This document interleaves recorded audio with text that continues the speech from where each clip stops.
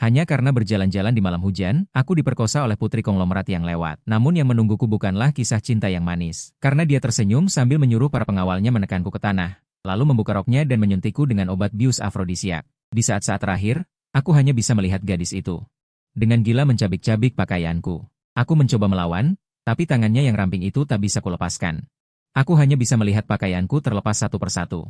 Di gang yang remang-remang, dua tubuh yang panas saling melilit, perlahan mencapai puncak.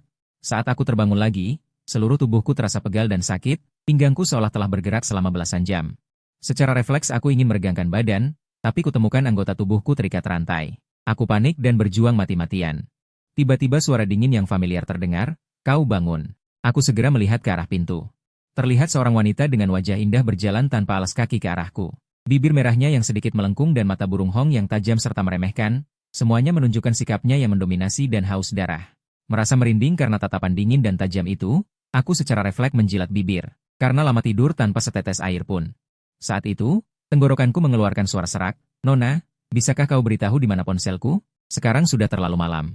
Aku tidak akan mengganggu lagi. Tapi wanita itu seolah tidak mendengar, dengan santai ia mengangkat tangan untuk membuka tirai. Tanpa penghalang, akhirnya aku bisa melihat wajahnya dengan jelas, wajah yang sempurna seperti terukir dari batu giok. Aku menarik napas dingin, agak tidak percaya bahwa semalam aku bersamanya. Belum pulih dari keterkejutan, jari-jari panjang wanita itu mencengkeram daguku dengan keras, rasa sakit langsung menjalar. "Bagaimana?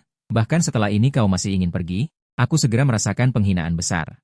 Seorang pria jangkung sepertiku, dipermainkan seperti ini. Tapi melihat pistol yang tergeletak di meja, aku hanya bisa menundukkan kepala dengan sedih. Sudut bibir wanita itu sedikit terangkat, seolah menemukan mainan baru yang menarik. Ekspresiku yang marah tapi tidak berani melawan semakin membuatnya senang. Jari-jari putihnya membuka tali sepatu.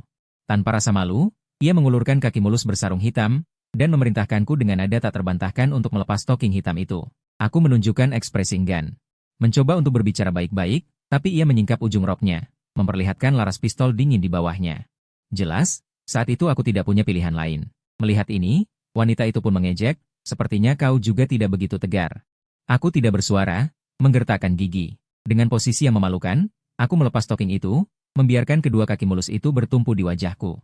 Setelah beberapa saat, barulah aku bertanya dengan suara rendah, "Nona, bisakah kau mengembalikan ponselku? Soal kejadian kemarin.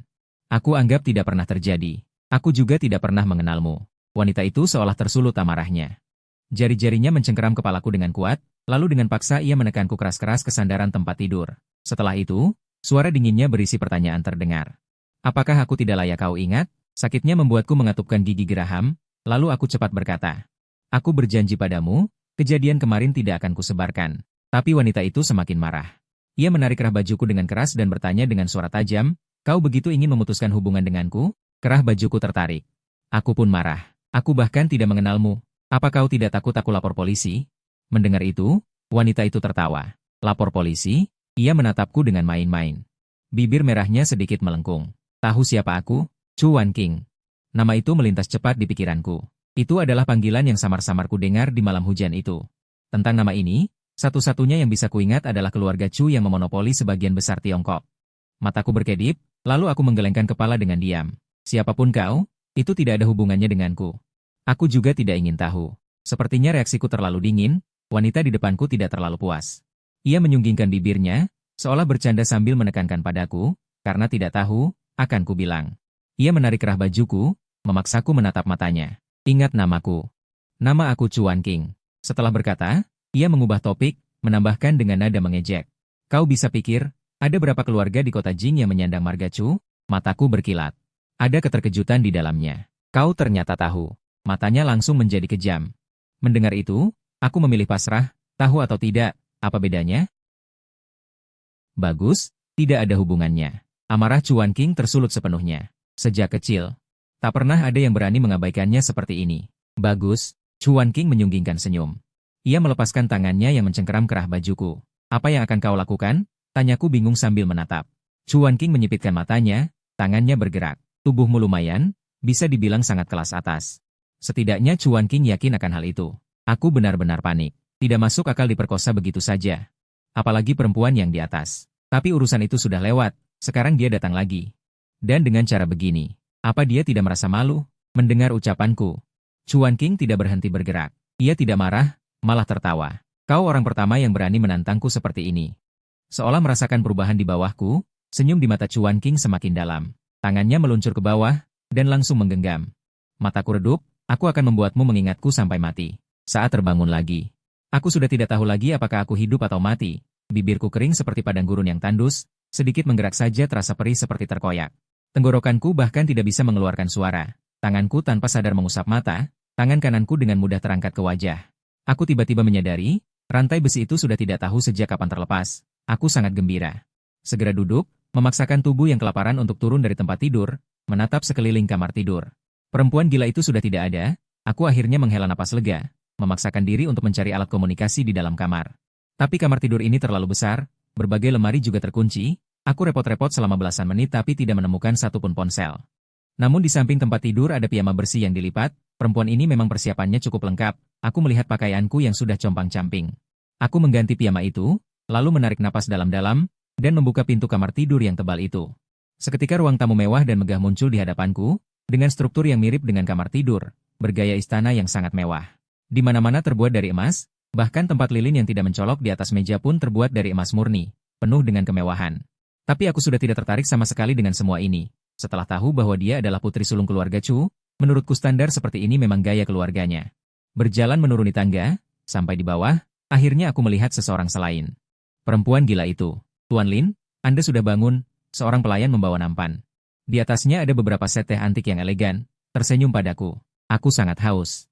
Tidak menjawab, langsung mengambil cangkir dan meminumnya habis. Tuan Lin, minumlah perlahan.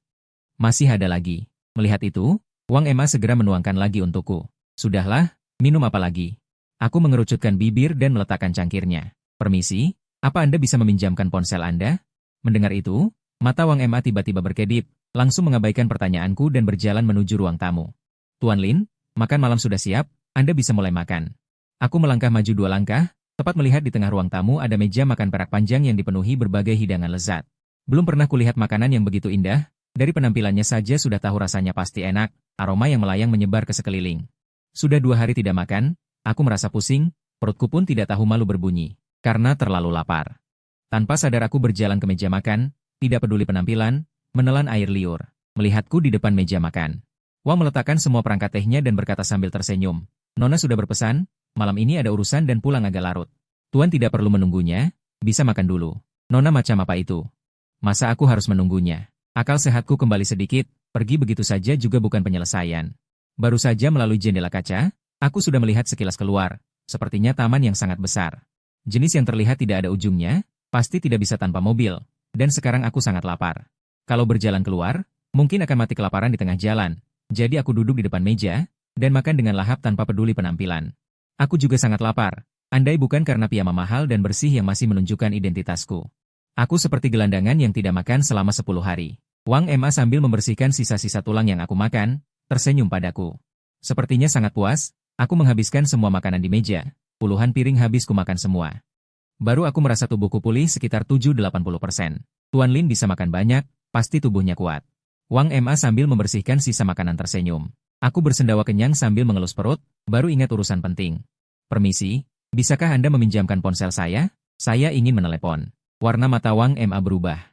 Tapi seolah tidak mendengar, dia balik bertanya, Tuan Lin ada keperluan? Katakan saja. Saya akan menyiapkannya. Mendengar itu, ekspresiku berubah, aku merasa orang ini sepertinya tidak ingin aku menghubungi dunia luar. Begini, saya sama sekali tidak kenal dengan Nona Anda. Dia yang membawa saya kembali kemarin. Pinjamkan ponsel Anda sebentar. Saya telepon sebentar saja. Wang Emma tersenyum menggeleng. Tuan, Nona sudah berpesan, mulai sekarang Anda tinggal di sini. Jika ada keperluan katakan saja padaku. Sepertinya dia tidak akan meminjamkannya. Tidak ada gunanya bicara lebih banyak, aku langsung berdiri dan berjalan keluar rumah. Sudahlah, kalau begitu aku pergi sendiri. Wang Emma tidak terburu-buru.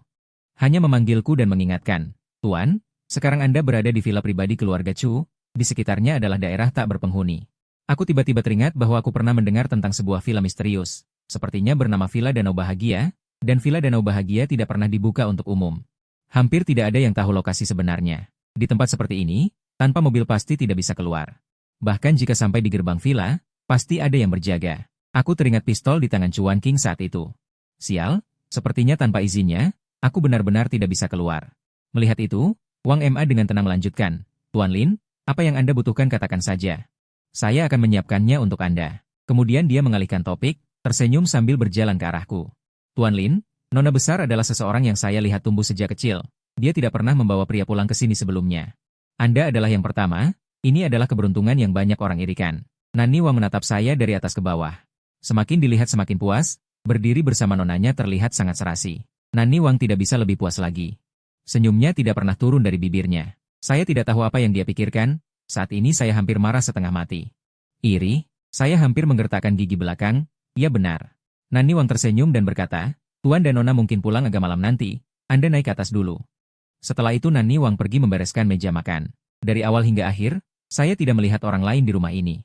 Melirik keluar yang gelap, saya tahu, untuk saat ini saya hanya bisa naik ke atas dulu. Tanpa persetujuan Chuan King, saya juga sulit pergi. Setelah mandi, saya mengganti piyama cadangan. Baru keluar dari kamar mandi, saya mendengar suara klakson mobil dari bawah. Melihat ke bawah dari jendela besar di ruang tamu lantai 2. Terlihat Chuan King keluar dari mobil dengan sepatu hak tinggi kulit hitam sol merah. Melihat dia akan segera naik. Saya segera duduk di sofa. Pintu ruang tamu terbuka, Chuan King menatap saya dari atas ke bawah. Tampaknya cukup puas. Dia sedikit tersenyum, lalu tiba-tiba menyipitkan matanya. Sudah mandi? Sudah atau belum urusan apa denganmu? Saya sangat ingin langsung membentaknya. Tapi sekarang saya memang perlu bernegosiasi dengannya untuk bisa keluar dari sini. Saya menarik napas dalam-dalam. Menenangkan perasaan lalu berkata, bagaimana caranya agar kamu mau melepasku? Chuan King dengan santai melempar tasnya ke lemari di pintu. Menatap saya dengan hina. Belum ingat kemarin? Chuan King berjalan ke arah saya dengan nada main-main. Berhenti tepat di depan saya, lalu tiba-tiba membungkukkan setengah badannya. Aroma mawar yang tiba-tiba menusuk hidung. Wajah cantik yang tiba-tiba membesar membuat napas saya terhenti. Mengikuti leher ke bawah, bahkan terlihat sedikit warna putih. Jantung saya tiba-tiba berhenti berdetak, hanya mendengar suaranya yang dingin dan angkuh berbunyi. Jangan pernah berpikir. Tersentak oleh suaranya, saya panik, langsung mengangkat tangan mencoba menahannya. Namun saat mengangkat tangan, saya menyadari bahwa entah kapan kedua tangan saya sudah terikat. Saya baru sadar, di celah sofa tersembunyi 2 rantai logam. Kamu ini gila. Mata Chuan King menjadi gelap. Apakah perawatanku kurang baik, sampai membuatmu begitu ingin pergi? Itu semua tidak ada hubungannya. Sudah kubilang aku tidak tertarik padamu. Urusan antara kita juga tidak akan pernah aku sebarkan. Namun bagaimana aku bisa tahu? Semakin aku berkata seperti itu, semakin tertarik padaku Chuan King. Dia mengambil sesuatu dari laci meja kopi dan mencibir. Terserah. Aku melihat jari-jarinya yang putih menggosok benda itu. Tatapannya dingin dan tajam, aku tiba-tiba merasa bodoh, jadi aku berbaring di sofa dengan pasrah. Apa yang sebenarnya kamu inginkan? Melihat aku tiba-tiba patuh, sudut bibir Chuan King yang sedikit dingin terangkat. Dia menatapku dari atas ke bawah, sederhana saja, suaranya yang sangat dominan terdengar. Aku ingin kamu mulai hari ini, tinggal di sini, menjadi burung kenari emasku. Aku langsung membelalakan mata. Apa dia sadar apa yang dia katakan? Chuan King tiba-tiba tersenyum sinis. Apapun yang kamu inginkan, aku bisa penuhi. Aku terdiam oleh kata-katanya. Berpikir lebih dalam.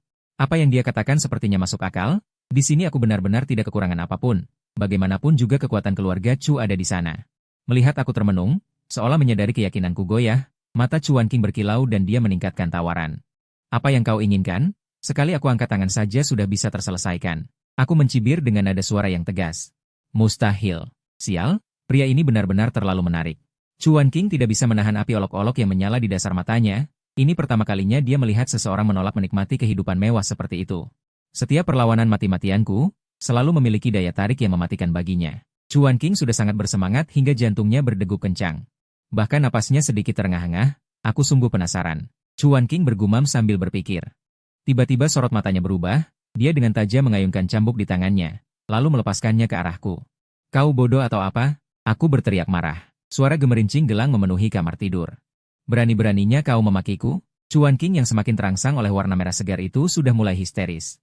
Aku menggigit bibirku erat-erat, diam-diam menutup mataku. Aku tidak lagi berteriak atau memaki. Berbaring diam di sofa, tidak bergerak sedikit pun. Benar-benar membosankan, kegembiraan di dasar mata Chuan King langsung menghilang. Dia melirikku dengan dingin, lalu memalingkan wajah dan pergi tanpa rasa tertarik. Kudengar suara sepatu hak tingginya menghilang. Aku membuka sedikit mataku, menyipitkan celah untuk melihat. Kulihat dia berdiri di depan lemari. Dia mengeluarkan ponsel dan menekan nomor telepon. Wang Ma, panggil Sueyan ke sini. Telepon ditutup. Dia pergi dari lantai 2 tanpa menoleh ke belakang. Aku sudah mati rasa kesakitan di sekujur tubuh. Bahkan aku tidak bisa merasakan keberadaan kepalaku lagi. Jika dulu aku menghadapi situasi seperti ini, aku pikir aku masih bisa bertahan. Apalagi aku punya 3 kakak perempuan.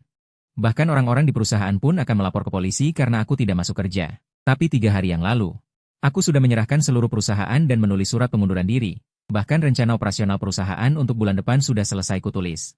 Aku tidak punya teman dekat, selama bertahun-tahun ini aku selalu sendiri. Tiba-tiba dari tangga terdengar suara sepatu hak tinggi lagi.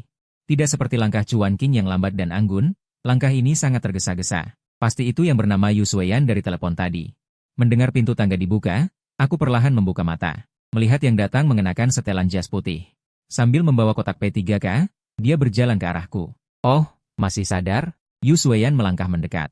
Dengan tenang dia meletakkan kotak P3K di atas meja, lalu membukanya sambil tersenyum. Aku diam saja melihatnya mengeluarkan perban dan alkohol dari kotak itu. Kemudian dengan sangat terampil dia membalut lukaku. Aku sudah malas melawan, hanya dia melihatnya menyuntikku. Setelah jarum suntik masuk, Yu Sueyan mulai memeriksa luka di leherku. Sorot matanya tampak sedikit terkejut. Sambil menuang alkohol ke perban, dia berkata, "Kamu hebat juga. Aku belum pernah melihat Nona semarah ini." Setelah bicara, obat di tangannya sudah siap. Dia menarik kerah bajuku dan berkata, "Tahannya. Ini akan sangat sakit. Tidak masalah. Apalagi yang lebih menyiksa daripada sakit hati dan putus asa?" Melihat aku tidak menjawab, Yu Sueyan langsung mengangkat tangan dan menempelkan obat ke lukaku. Jeritan kesakitan yang kuduga tidak terjadi. Yu Sueyan pun menunjukkan ekspresi terkejut. "Tubuhmu cukup kuat ya. Bagaimana mungkin tidak sakit?" Aku merasa gigi gerahamku hampir hancur. Tapi ini bukan waktunya untuk membicarakan itu. Setelah rasa sakit yang menusuk berlalu, sisanya hanya pengobatan dan pembalutan. Melihat Yu Sueyan sibuk membalut lukaku, aku menggerakkan bibir, akhirnya memilih bertanya, "Bisakah kamu membantuku keluar dari sini?" Tangan Yu Sueyan berhenti sejenak. "Kamu mau keluar dari sini?" Akhirnya ada seseorang yang mau diajak bicara. Saat ini hatiku yang sudah mati kembali menyala. "Asal kamu bisa membantuku pergi, aku akan membalas budimu dengan seluruh kemampuanku." Mendengar itu, Yu Sueyan terkekeh. "Kemampuanmu? Jangan bercanda. Apakah kemampuanmu bisa melebihi Nona?" Aku terdiam. Benar juga. Sekarang aku tidak punya apa-apa. Bagaimana bisa bersaing dengan Nona besar Chu dari keluarga terpandang? Melihat aku diam, Yu Sueyan malah bertanya balik, "Kenapa kamu begitu ingin pergi dari sini? Tahukah kamu apa yang kamu nikmati sekarang? Itu adalah impian banyak pria di luar. Kalau aku jadi kamu, aku akan patuh pada Nona." Aku belum pernah melihat Nona membawa pria pulang.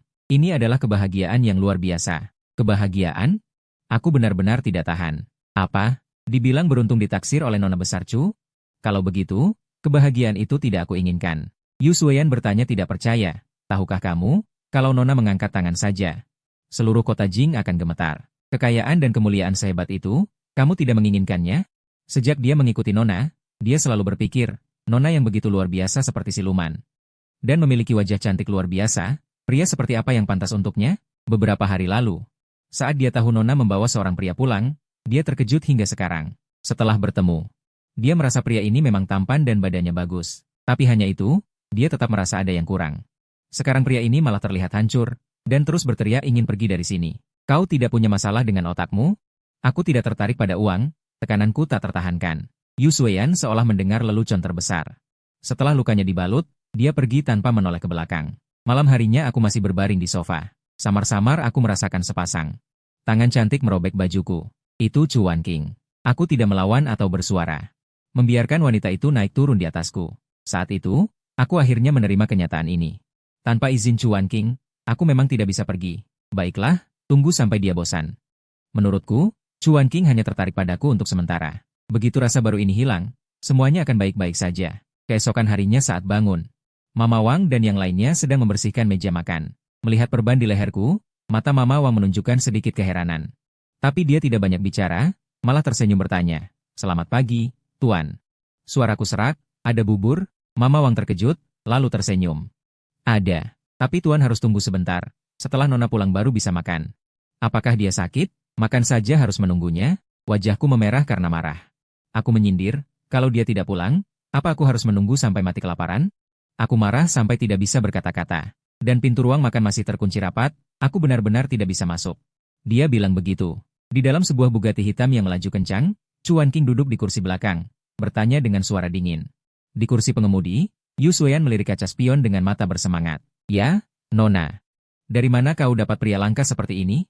Bahkan uang pun tidak dia hargai." Chuan King diam sejenak. Lalu melontarkan 4 kata dengan dingin, "Dipungut di pinggir jalan." Yu Sueyan hampir gemetar. Hampir saja mobil masuk ke parit. Ku bilang, "Nona, kau gila? Masa sembarang pria di pinggir jalan bisa kau ambil? Bagaimana kalau keluarganya tahu? Meski keluarga Chu bisa berbuat seenaknya, kalau orang ini mati sih masih gampang. Masalahnya, orang hidup tiba-tiba diculik, keluarganya pasti akan ribut. Saat itu tengah hari. Sinar matahari yang menyilaukan menyambar dari balik jendela mobil. Mata Chu Wanqing meredup, suaranya tetap dingin. Mereka tidak akan tahu. Yu Xueyan ingin berkata lebih, tapi dari kaca spion dia melihat kedinginan di mata Chu Wanqing. Seluruh tubuhnya gemetar, cepat-cepat ia mengalihkan topik. Nona, masalah kemarin sudah diselidiki. Itu ulah Zhang Yingning yang mengotori gelas anggur Nona di pesta. Aku sudah suruh orang bawahanku memutuskan semua kontrak keluarga Zhang. Soal bagaimana menangani Zhang Yingning. Dia terus berceloteh, tapi Chu Wanqing sepertinya tidak mendengarkan. Leher jenjangnya terangkat tinggi. Punggung kepalanya bersandar pada jok, matanya sedikit terpejam, tanpa termenung menatap pemandangan yang melaju cepat di luar jendela. Tiba-tiba ia merasa perjalanan pulang hari ini benar-benar panjang. Sudah lama berkendara tapi belum sampai. Melihat itu, Yu Xueyan sudah mengerti. Ia tidak banyak bicara lagi, fokus menyetir. Di ruang tamu, aku minum teh. Air teh hangat masuk ke mulut. Rasa mualku agak mereda. Dengan bosan aku melihat para pembantu yang sibuk mondar-mandir, lalu menoleh ke taman di luar jendela kaca. Selain suara langkah kaki pembantu bolak-balik, aku bahkan bisa mendengar angin menderu di luar jendela. Kupikir-pikir, aku berjuang selama 18 tahun. Sebelum dewasa, bahkan tidur pun aku was-was, takut suatu saat sadar dan diusir dari rumah. Aku selalu hidup dengan hati-hati dan merendah, sampai lelah jiwa dan raga. Aku tidak pernah setenang ini menikmati keindahan dunia. Dedaunan yang bergoyang ditiup angin membuat jiwa dan ragaku terasa segar. Aku hanya merasa, saat ini aku sangat nyaman, seolah semua hal di luar tidak ada hubungannya denganku. Jika aku tidak dipaksa berada di sini, kurasa aku mungkin akan menyukai tempat ini. Namun ketenangan sesaat ini tidak bertahan lama. Sebuah Bugatti hitam sedang melaju. Iblis itu kembali. Aku segera sadar, hendak bicara. Jakunku bergerak, menarik luka di tenggorokan. Rasa sakit terus-menerus dan kuat. Nona sudah pulang. Cepat, Wang Ma yang sedari tiba mengawasi jendela segera mendesak. Gerakan pembantu di sekitarmu pun semakin cepat. Sebelum mobil hitam itu tiba, pekerjaan kami selesai lebih awal. Wang Ma buru-buru pergi ke pintu gerbang. Melihatku yang masih duduk di sofa, ia tak tahan untuk mengingatkan. Tuan, Nona sudah pulang. Tuan harus bangun menyambut. Apa dia kira dirinya raja hutan? Bangun menyambut?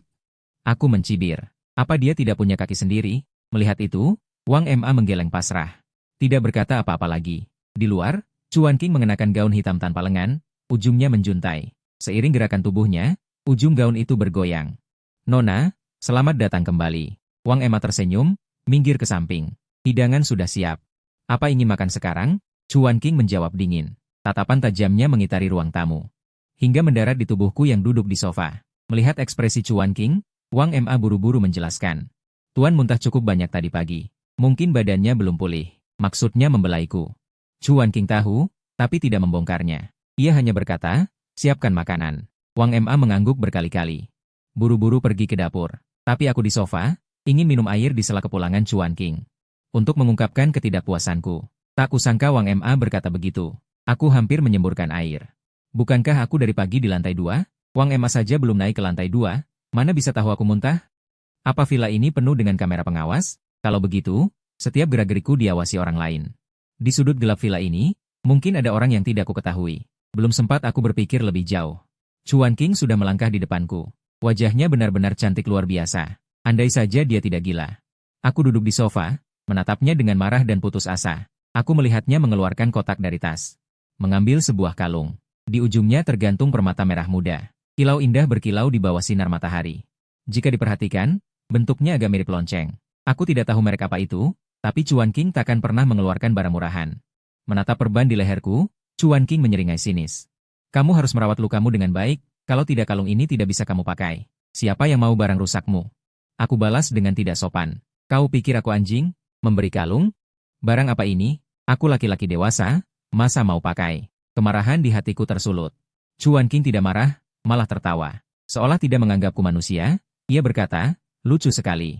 Aku marah, melempar gelas di tanganku ke arah kaki Chu Wanqing. Suara gelas pecah keras.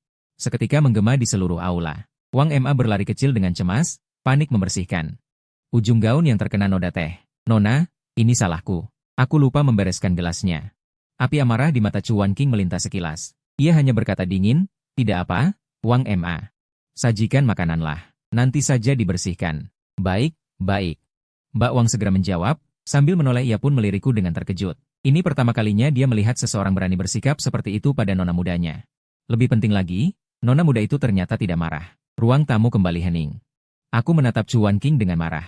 Ia hanya melirikku sekilas, tidak peduli pada ujung gaunnya yang basah. Dengan santai ia duduk di kursi utama meja makan. Para pelayan yang dipimpin Mbak Wang bekerja dengan sigap. Dalam beberapa menit saja, berbagai hidangan lezat sudah tersaji di meja. Aroma harum memenuhi ruangan, terus menggoda indera pengecapku. Harus diakui, makanan keluarga Chu memang enak. Meskipun tubuhku sedang tidak nyaman, mencium aroma nasi yang menggoda ini tetap membuatku lapar. Semua hidangan sudah siap. Mbak Wang segera menuangkan secangkir teh untuk Chuan King.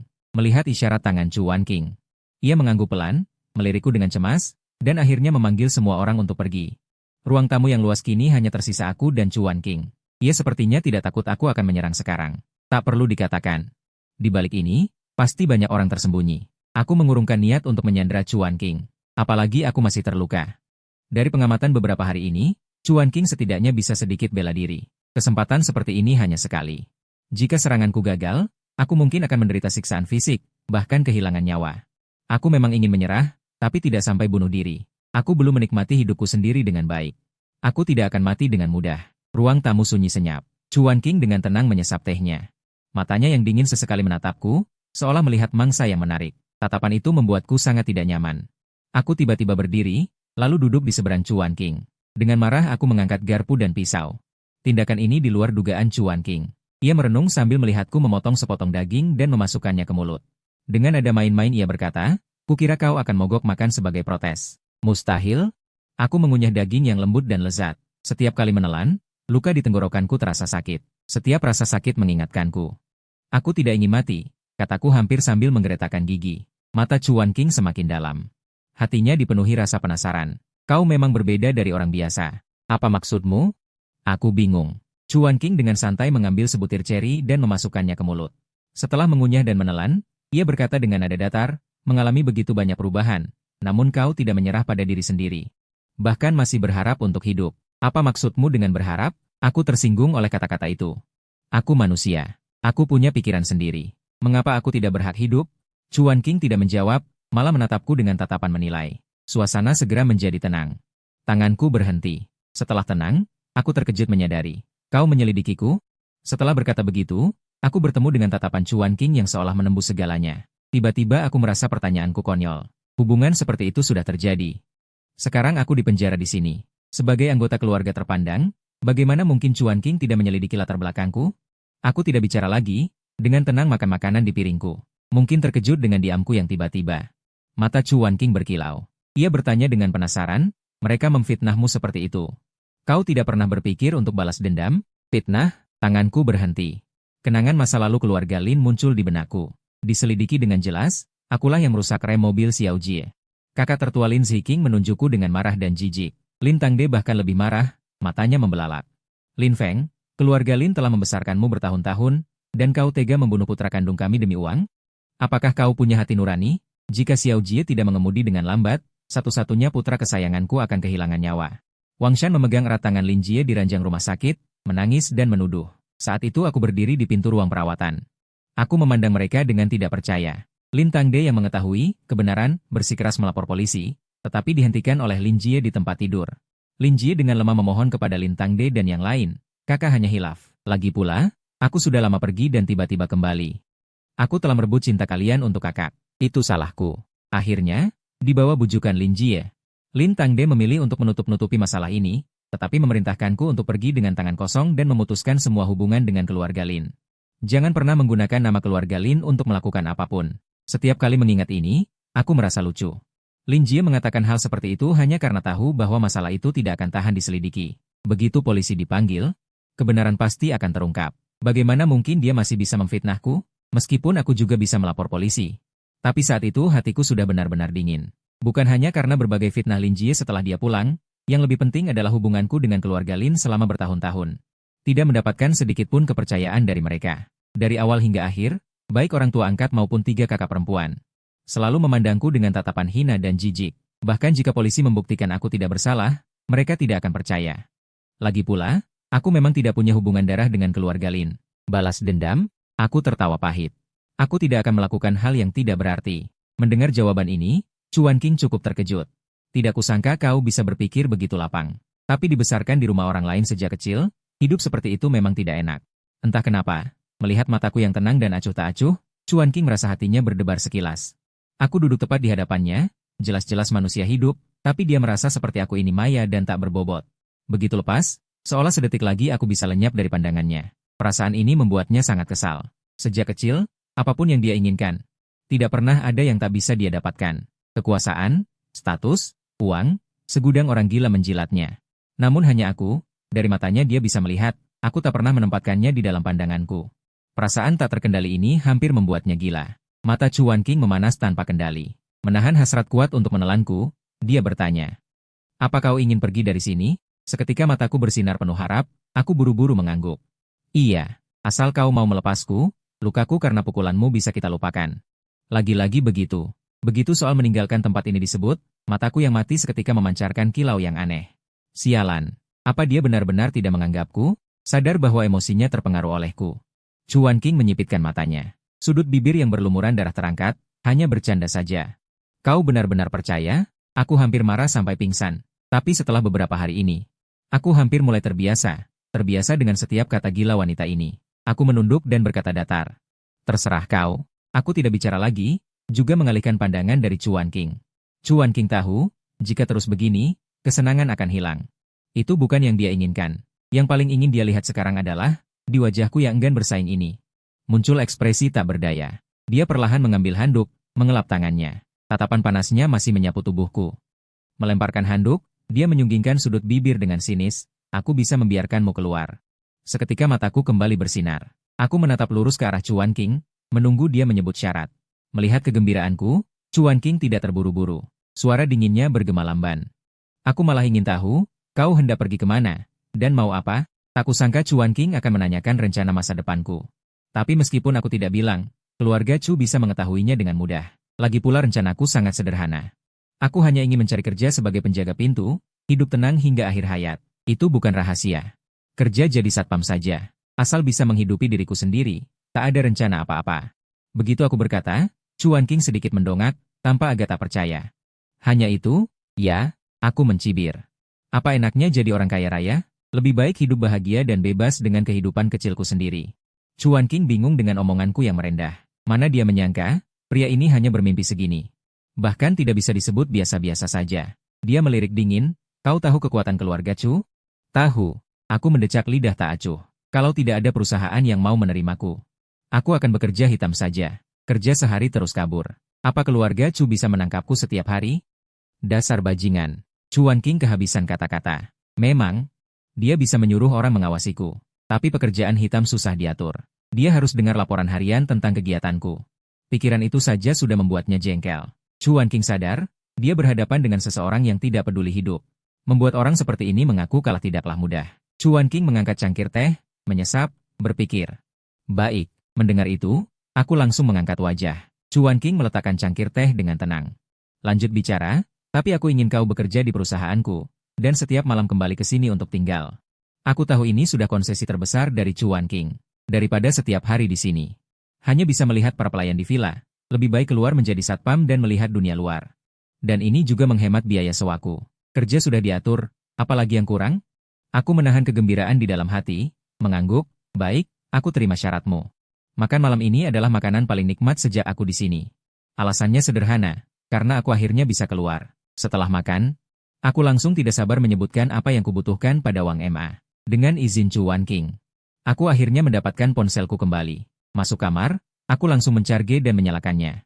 Tanpa kejutan, ponsel tidak ada panggilan masuk, bahkan tidak ada pesan WeChat. Tapi aku sudah menduga, jadi tidak terlalu sedih. Aku membuka timeline dan melihat postingan kakak perempuanku Lin Ziking kemarin. Adikku sudah keluar rumah sakit. Orang tua bilang akan mengajak kita semua jalan-jalan. Sisi Lake, kami datang. Fotonya adalah foto keluarga Lin dalam bingkai beku. Mereka tersenyum cerah. Bahkan kakak kedua Lin Panzi yang selalu belajar di luar negeri pun pulang. Betapa mereka menghargai putra kandung itu. Aku meliriknya, bahkan tanpa membuka fotonya, langsung menggeser ke bawah. Fang Ziwei. Cinta mati sama kayu? Coba lihat siapa yang belum punya tas Hermes edisi terbaru. Mataku berkilat. Membuka daftar kontak, tanpa ragu aku menghapus Fang Ziwei dan seluruh keluarga Lin. Lalu membuka kontak nomor ponsel, memasukkan mereka semua ke daftar hitam. Ini juga yang selama ini ingin kulakukan saat tak punya ponsel beberapa hari terakhir. Setelah memasukkan orang terakhir ke dalam daftar hitam, aku menghela napas lega. Saat ini juga, aku akhirnya mendapatkan ketenangan. Setelah melakukan semua itu, aku berbaring di tempat tidur mewah bermerek Siemens, dan memutar drama komedi untuk hiburan. Berbaring dengan nyaman sambil menikmati. Bahkan saat Yusuyan datang dengan kotak P3K untuk mengganti perbanku, aku tidak banyak bicara dengannya. Setelah selesai mengganti perban, melihat aku berbaring di tempat tidur seenaknya seperti bos, dia berkata dengan nada kesal. Nona bilang, setelah lukamu sembuh, kamu akan diberi sopir pribadi. Jaga pintu gerbang di bawah gedung Yihan Group. Dia tidak menyangka. Begitu menyebut ini aku malah cukup bersemangat. Tidak perlu menunggu sembuh, besok aku sudah bisa mulai bekerja. Tolong carikan aku beberapa sweater berleher tinggi. Menatap wajahku yang bersemangat, Yu Sueyan memasang ekspresi bingung. Kenapa ada orang yang benar-benar suka bekerja? Tinggal enak-enak di sini jadi tuan bukannya nikmat? Memang harus keluar untuk menunjukkan keistimewaanmu, ya? Sudut bibirnya berkedut. Nona juga keterlaluan, permintaan ini aja dia setujui. Apa dia nggak lihat kalau ini cuma akting main-main? Aku akan lapor ke Nona. Tak lama kemudian, para pelayan sudah menyiapkan berbagai macam pakaian pria untukku, semuanya berleher tinggi. Tapi, pakaian ini terasa halus saat dipegang, sekilas terlihat mahal. Akhirnya aku memilih dua pakaian hitam yang relatif sederhana. Lagi pula aku sekarang hanya seorang satpam. Kalau pakai baju semahal itu, bukankah itu menarik perhatian? Aku tidak ingin orang lain tahu hubunganku dengan Chuan King. Begitu ada hubungan dengan keluarga Chu, aku takut akan kembali ke hari-hari penuh intrik dan darah. Sekarang aku sudah tidak sanggup lagi, cuma ingin bersantai. Sepanjang hari, Chuan King tidak datang menggangguku lagi. Aku jarang bisa bersantai di kamar tidur sehari penuh, dan mengingatkan diriku untuk bangun pagi besok kerja. Kebebasan yang hilang dan kembali lagi sudah di depan mata. Aku begitu bersemangat hingga larut malam baru bisa tidur. Keesokan paginya, aku terbangun dari mimpi. Setelah cepat-cepat mandi, aku baru saja berganti pakaian saat Yu Sueyan datang dengan kotak P3K. Pertama kalinya aku melihatku mengenakan seragam kerja formal. Jas yang rapi membuat tubuhku tampak kekar. Dalamnya sweater berleher tinggi, dipadukan dengan bibir tipis yang terkatup rapat, memberikan kesan penuh gairah yang tertahan. Yu Sueyan tiba-tiba sedikit mengerti kenapa nonanya bersikeras menahanku. Bukan karena suka pada orangnya, tapi karena suka pada tubuhku. Yu Sueyan tidak berani banyak bicara. Setelah mengganti perbanku, dia berpesan. Sopirmu bernama Liu Tianhan, sudah menunggumu di bawah. Nanti dia akan memberitahumu detailnya. Setelah berkata begitu, dia pergi. Aku menarik sweater berleher tinggi yang sempat turun, tidak terlalu memikirkannya. Aku mengambil ponsel dan langsung turun, bahkan tidak menghiraukan panggilan Nyonya Wang untuk makan. Keluar dari villa. Aku benar-benar melihat sebuah mobil hitam, Maybach, terparkir di samping taman. Sudut bibirku berkedut. Apa-apaan ini? Chuan King sakit ya? Suruh aku naik mobil ini ke kantor. Apa dia tidak takut aku terlalu mencolok? Tapi kesempatan untuk meninggalkan tempat ini sudah di depan mata. Aku menekan ketidakpuasan dalam hati. Naik dulu, urusan nanti. Aku memberanikan diri membuka pintu mobil. Di kursi pengemudi, seorang gadis berpakaian jas hitam sedang tersenyum padaku. Halo, Tuan Lin. Aku sopir yang ditugaskan menjemputmu. Namaku Liu Tianhan, kamu bisa panggil aku Han Han. Waktu keberangkatan kita mulai jam 8 pagi. Jam 9 malam setelah pulang kerja, aku akan menunggumu di depan pintu perusahaan. Begitu naik mobil, Liu Tianhan mulai berceloteh memperkenalkan semuanya. Dia tidak seperti Yu Sueyan yang pendiam, bicaranya seperti ketel mendidih, cerewet tanpa henti. Merasakan semangat dan keramahan gadis ini, aku tak tahan untuk berbincang dengannya. Kamu kelihatan agak semangat. Aku bertanya sambil sudut mulut berkedut. Tentu saja dong, Liu Tianhan dengan lihai memegang setir. Satu injakan gas, mobil langsung melesat. Sekarang aku sopir pribadimu. Cuma 2 pekerjaan sehari, jauh lebih santai dari sebelumnya. Masa nggak semangat? Sudut bibirku berkedut. Liu Tianhan terus berceloteh. Enak banget nasibmu, ya? Nona sampai menyuruhku khusus menjemputmu. Perlakuan ini terlalu mewah. Mendengar itu, aku sedikit mengernyit. Kenapa semua orang di sini kalau bertemu aku cuma bisa ngomong gini? Maklum, mereka sudah lama kerja seperti ini. Di bawah tekanan orang seperti Chuan King, pasti begini. Mereka mana tahu. Dalam hidup ini, bisa jadi diri sendiri adalah hal paling mewah. Liu Tianhan masih terus berceloteh. Tapi sebagian besar hanya kata-kata iri padaku. Itu membuatku kehilangan minat untuk ngobrol dengannya. Melihat pemandangan di luar jendela. Aku juga tidak berniat menikmatinya, hanya berkata, nanti waktu jemput malam, bisakah kamu ganti mobil? Ganti mobil? Liu Tianhan terkejut. Mobil ini kan bagus? Maybach paling mewah. Kalau bukan karena aku, mana mungkin dia bisa naik mobil sebagus ini? Terlalu mencolok, aku hanya seorang satpam, tidak ingin menarik perhatian. Aku berkata jujur, Liu Tianhan seolah mendengar lelucon besar, dia melirik spion dengan tidak percaya. Setelah memastikan bahwa pakaianku memang seragam satpam, Sudut mulutnya berkedut, benar-benar tidak mengerti pria ini. Bahkan dia merasa mobil ini terlalu mencolok, tapi bagaimanapun ini adalah permintaanku, dan dia jarang mendapatkan pekerjaan semudah ini. Liu Tianhan tidak berani terlalu seenaknya. Baiklah, nanti aku tanyakan pada Nona. Aku menjawab, setelah itu perjalanan hening, aku melihat pemandangan di luar jendela. Menghitung waktu, pantas saja dia adalah sopir pilihan keluarga Chu, kecepatan mobil Liu Tianhan sangat cepat. Perjalanan yang biasanya lebih dari 1 jam, hanya 40 menit sudah sampai, pukul 8.40. Mobil berhenti di depan gedung Yihan Group, sebagai pilar keluarga Chu tentu tidak perlu diragukan lagi. Yihan Group adalah salah satu grup terbesar di kota Jing. Seluruh lantai perusahaan terbuat dari kaca mahal, di depan ada halaman besar, dan di depan pintu gerbang ada 2 pos jaga. Ini pasti tempat kerjaku nanti. Mobil berhenti di pintu utama halaman depan perusahaan, seorang pria berseragam satpam segera keluar. Nona Liu, tamu langka, kata pria itu sambil membungkuk dan menyapa ke arah kursi pengemudi. Liu Tianhan menurunkan kaca jendela sambil tersenyum. Pagi, Pak Wang, sambil menunjuk ke aku yang di kursi belakang hendak membuka pintu mobil untuk turun. Ini karyawan baru yang baru direkrut, selanjutnya aku serahkan padamu. Wang Chengming melihatku dan segera mengangguk. Oke, tidak masalah, serahkan padaku, tenang saja. Setelah percakapan selesai aku pun turun dari mobil. Lewat jendela mobil, Liu Tianhan berteriak kepadaku.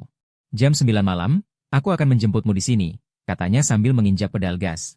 Mobil melesat pergi, Wang Chengming yang mendengar ini memandangku dengan rasa ingin tahu. Baru direkrut? Aku mengangguk, meskipun pekerjaan satpam ini pertama kalinya aku lakukan, tetapi dasar-dasar hubungan sosial tetap aku pahami. Kesempatan untuk keluar bekerja sangat berharga, aku tidak mau karena aku tidak melakukannya dengan baik. Chuan Qing mencari alasan untuk memecatku. Itu akan merugikan, jadi hubungan dasar ini harus tetap dijaga. Maka aku tersenyum sopan dan berkata, "Halo Pak Wang." Wang Chengming mengangguk, langsung mengerti. Di perusahaan besar seperti Yihan Group, bahkan untuk menjadi satpam, kalau tidak punya kemampuan juga tidak bisa masuk. Orang ini pasti ada hubungan dengan Liu Tianhan. Masuklah, katanya sambil memimpin di depan. Aku mengangguk dan mengikutinya masuk, duduk di pos jaga dekat pintu, melihat-lihat lingkungan ruangan. Sudut mulutku berkedut, sungguh pantas keluarga Chu, bahkan pos jaga di depan perusahaan pun diatur semewah ini. AC, air panas, area istirahat, semua lengkap, ada belasan komputer layar besar yang terhubung dengan CCTV seluruh perusahaan. Hanya satu ruang satpam saja sudah setara dengan area kantorku sebelumnya. Wang Chengming membawaku ke kantornya sendiri. Menuangkan segelas air hangat untukku, sambil bertanya, "Kamu lulusan universitas mana?" "Universitas terbesar di kota Jing," jawabku jujur, menerima gelas dengan kedua tangan. Wang Chengming mengangguk memuji, "Mahasiswa berprestasi, masuk universitas terbesar di kota Jing memang sulit." Tidak, hanya keberuntungan," jawabku tersenyum. Setelah mengamati, aku tahu orang ini adalah kepala regu satpam, aku tidak ragu langsung bertanya, "Pak Wang, langsung saja beri saya tugas." "Baik," Wang Chengming mengangguk, dengan santai bertanya.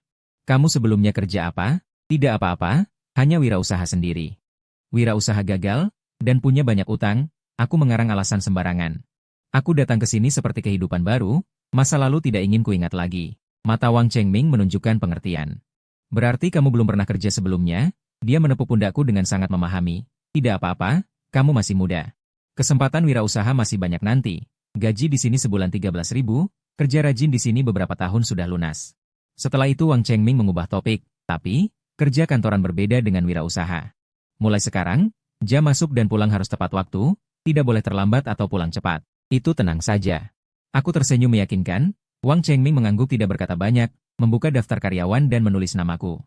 Sambil bertanya, "Kamu saudara Nona Liu?" "Bukan." Aku terkejut dan secara refleks menggeleng. "Bukan?" Tangan Wang Chengming berhenti. Dengan heran berkata, "Lalu dia antar jemput kamu?" Aku langsung diam. Wang Chengming terkejut, sepertinya mengerti, tersenyum padaku. Agak bernada mesra, "Oh, aku tahu. Ya, tidak usah dijelaskan lagi. Selanjutnya kamu bertugas patroli saja, 5 kali sehari keliling perusahaan, sisanya waktu istirahat. Pekerjaannya juga ringan." Aku ingin menjelaskan, tetapi melihat situasi ini. Juga tidak menemukan alasan yang baik, jadi hanya bisa mengurungkannya. Di sisi lain, di Villa Ziguangfu, tempat kerja sehari-hari Chuan Qing. Saat ini dia sedang duduk di sofa, menikmati makan siang mewah yang baru saja diantar oleh pelayan.